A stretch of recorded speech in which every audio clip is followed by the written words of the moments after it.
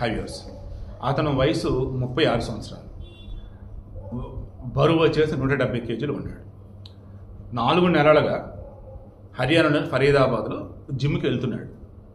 Workouts అవి చేస్తున్నాడు. ఈరోజు జిమ్ వెనకాల అటాచ్ చేస్తుంది. అది జిమ్ చేస్తున్నాడు. వచ్చి ఒక 4-5 నిమిషాల సమయం అయింది. దాన్ని అకస్మాత్తుగా పడ్డాడు. ఈలోపు అక్కడ గమనించారు. కళ్ళు తిరిగి పడ్డాడో, స్పృహ పడ్డాడో, ఏమంటారో బీపీ డౌన్ అయి పడ్డాడో, లైక్ ఆవేయాలనుకున్నారు. తిరిగి చూస్తే అన్కాన్షియస్ మోడ్లో ఉన్నాడు. ఇమీడియట్ సిపిఆర్ చేశారు.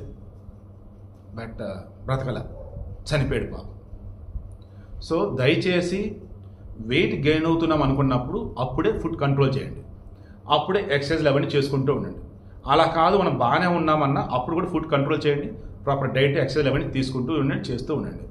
మరలా చెప్తున్నా, నైట్ పడుకునే ముందు గోరువెచ్చటి నీళ్ళు కానీ, మజ్జిగ తాగైతే మజ్జిగ కానీ అవి తీసుకోండి. మార్నింగ్ లేవగానే కూడా వాష్రూమ్కి వెళ్ళడానికి ముందు గోరువెచ్చటి నీళ్ళు తీసుకోండి, గ్రీన్ టీ తీసుకుంటారో తీసుకోండి. ఇంక వేరే ఉంటే వేరే. టీ కాఫీ కూడా తీసుకోవద్దు తెలుసా. మార్నింగ్ ఎంటీ స్టమక్తో వాష్రూమ్కి వెళ్ళడానికి ముందు తీసుకోవద్దు తెలుసా. టీ కాఫీ చాలా డేంజర్. అవి చాలామంది తెలియక అదే చేస్తూ ఉంటారు.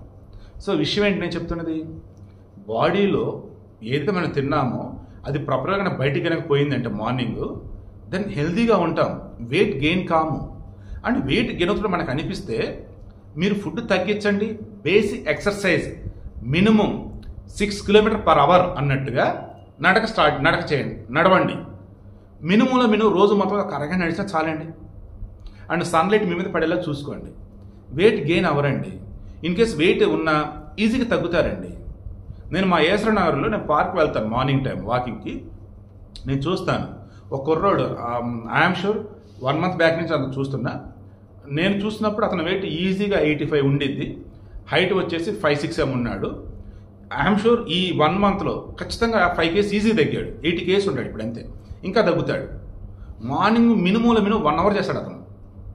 నేను 6 km/h అంటే చేస్తా, ఒకసారి 5 km/h అంటే చేస్తుంటా. ఫోన్ పెట్టుకొని మంచి సాంగ్స్ వింటానో, న్యూస్ వింటాను. ఏదో అక్కడ కూడా న్యూస్ పెట్టుకుని వింటా పోతా ఉంటాను. ఈ కుర్రాడిని చూస్తాను కదా, అరౌండ్ 7 km/h కొడతాడు, ఒకసారి 8 km/h కొడతాడు. అప్పుడు నాకు అనిపించింది, అరే ఈజీగానే చేయొచ్చు కదా, ఈ జిమ్లు అవన్నీ ఎందుకురా బాబు అని. నిజమే, కొంచెం పార్కులు ఉండవు కదా దానివల్ల. సో జిమ్కి వెళ్ళినా సరే హెవీ వర్కౌట్స్ వద్దు. అండ్ మీకు ఏమాత్రం అనీజీగా ఉంది అంటే పక్కన కూర్చోండి ఇమీడియట్గా. అంతే తప్ప అగైన్ మరి అలా చేద్దామన్నట్టు దయచేసి ట్రై చేయకండి. పాపం అనవసరం చనిపోయాడు పాపం పంకజ్ శర్మ.